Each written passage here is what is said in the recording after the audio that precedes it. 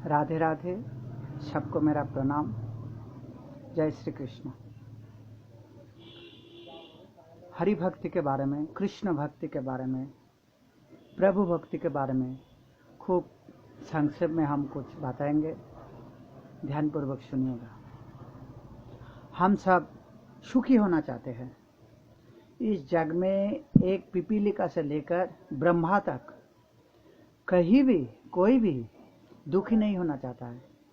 फिर भी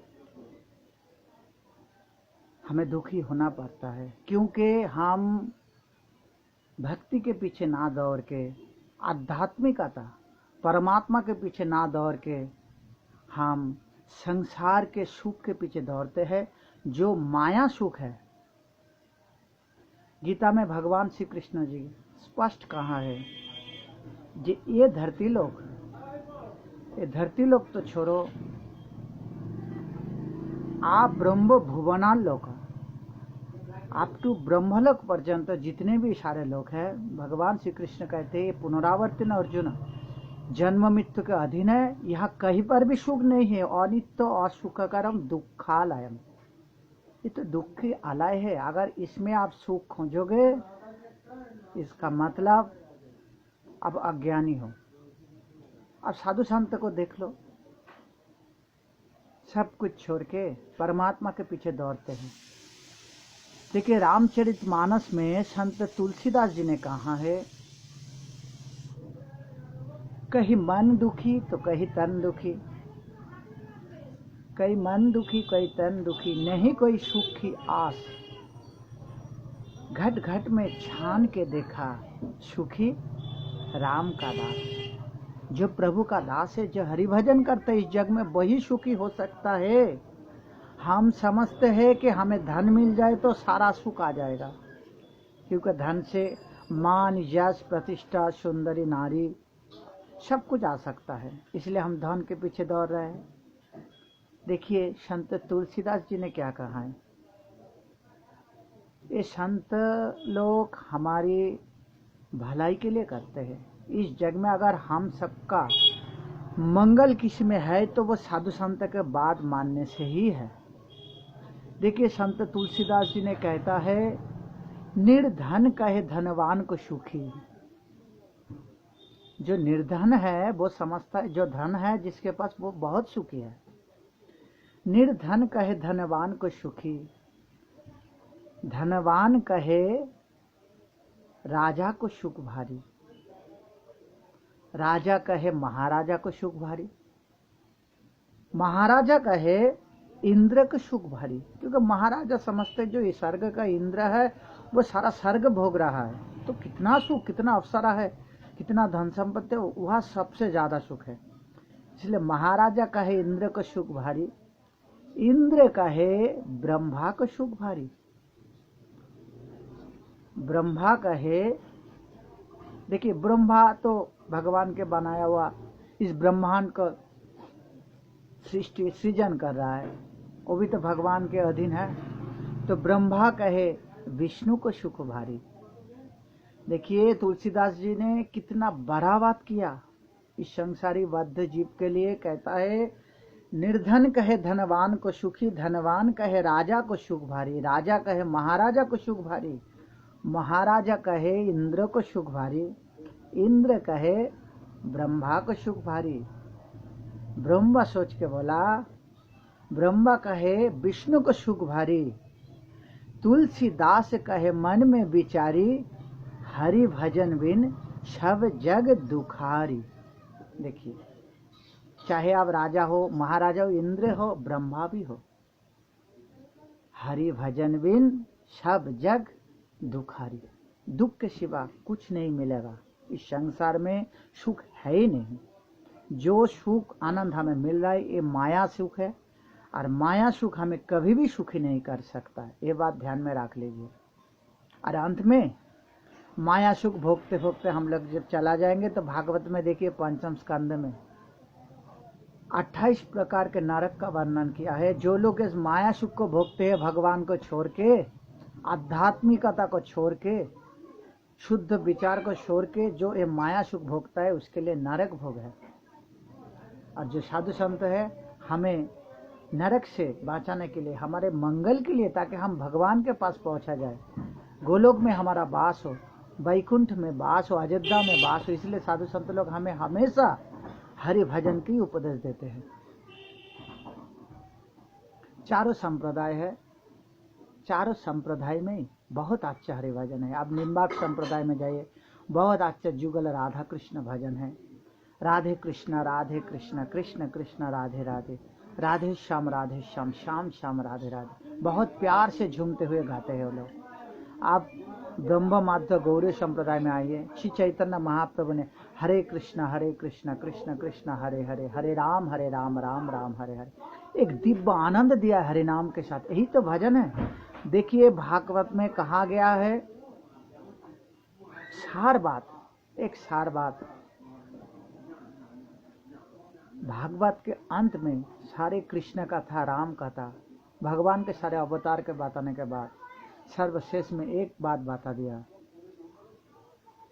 जे इस कलियुग युग हरि नाम ही केवल हरि नाम, नाम ही केवल। इस कलियुग में हरि का नाम ही साधन है। इस कलियुग में आप ध्यान, जप, तपस्या आवश्यकता नहीं है, केवल हरि नाम। इसलिए भागवत जी में देखिए सुखदेव जी 88,000 ऋषि मुनियों के सामने परीक्षित की सभा में कह रहा है, नाम संकीर्तन यस्य सर्व पाप प्रणाशन। इस कलियुग में नाम संकीर्तन, केवल हरि नाम, राधे राधे झूमते रहे, जय श्री कृष्ण, जय सिया राम, जय श्री हरि नारायण। चाहे जिस नाम भी आप ले, भगवान प्रभु जी का नाम लेते रहे, बस इस नाम ही से ही हमारा कल्याण हो जाएगा। इस कलियुग में हर नाम समान क्षमता रखता है। देखिए श्री चैतन्य महाप्रभु ने कहा है नामाष्टकं में कि नाम संकीर्तन है। इस नाम में चैतन्य महाप्रभु कहता है कि स्तोत्रार पिता सर्वशक्ति, भगवान ने अपने नाम में सारे शक्ति, सारे कृपा अर्पण किया है। चाहे आप राम कहिए, विष्णु कहिए, नारायण कहिए, या हरे कृष्ण या राधे श्याम कहिए, बस प्रभु का नाम ही इस कलियुग में साधन है। हरि नाम जपते रहे। अगर भाग्य बहुत बड़ा है तो संत के कृपा मिल सकता है, हमें गुरु कृपा मिल सकता है। दीक्षा एक बहुत बड़ी बात है। गुरु के पास, सदगुरु के पास जो दीक्षा के मंत्र आते हैं ना, उस मंत्र में इतना ताकत होता है कि हमारे एक जन्म के नहीं, लाखों करोड़ों जन्म में हम जो भोग किया है, कभी पशु जन्म में जाकर, कभी पक्षी जन्म में जाकर, जितने भी भोग किया है, सारे पाप दीक्षा मंत्र जपने से सब चला जाता है और जीवन में एक भक्ति का प्रकाश आ जाता है, प्रभु का एक कृपा आ जाता है दीक्षा के माध्यम से। इसलिए तो हमें सदगुरु के पास शरण होना चाहिए, दीक्षा लेना चाहिए, हरि नाम भजन करना चाहिए।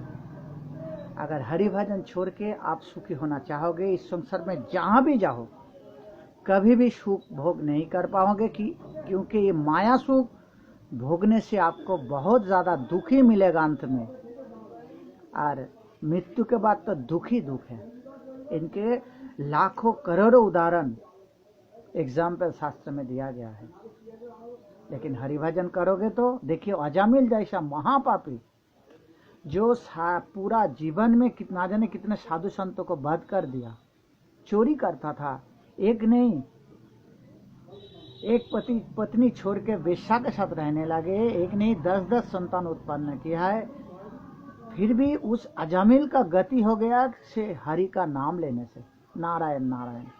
देखिए इतना महापापी अगर भगवान के नाम से उद्धार हो सकते, तो हम प्रभु का नाम को क्यों अनादर करें। आप चाहे जितने भी ज्ञानी हो, आप चाहे इंजीनियर हो, डॉक्टर हो, शिक्षक हो, जितने भी ज्ञान अपने आप में हो, जितने भी पुस्तकें आपने पढ़ी हो, अगर इन सब के रहते हुए अगर आपको हरि नाम में प्रेम नहीं आया, तो ये आपका दुर्भाग्य है। क्योंकि देखिए भगवान ने सीधा कह दिया, मामई वंश जीवलक जीवभूत सनातन, ये सारे जीव मेरा अंश है। परमात्मा का अंश है। तो देखिए हम सबका संबंध से परमात्मा से, गोविंद से है, प्रभु राम से है। और इस जग में किसी के साथ हमारा कहीं भी संबंध नहीं है। ये जो स्त्री पुत्र हम समझते ना, आत्मा जो कहते हैं, कोई अपना नहीं है। कितने सारे माता पिता को हम अगले जन्म, उसके अगले जन्म, कितने जन्म में छोड़ चले आए। इस माता पिता, इस पिता पुत्र, ये संतान भी हम छोड़ चला जाएंगे। लेकिन आदि अनंत काल से जो अपना है, भगवान श्री हरि, श्री कृष्ण, श्री विष्णु, श्री राम, जो भी आपका अच्छा लगे, वो एक ही है। एक ही प्रभु ने इतना सारे लीला किया, क्योंकि वो लीला पुरुषोत्तम है। तो आप श्री कृष्ण जो कहता है मावई वंशो, तो हम लोगों को यह ध्यान में रखना चाहिए कि हम कृष्ण का हूँ, राम का हूँ, प्रभु का हूँ।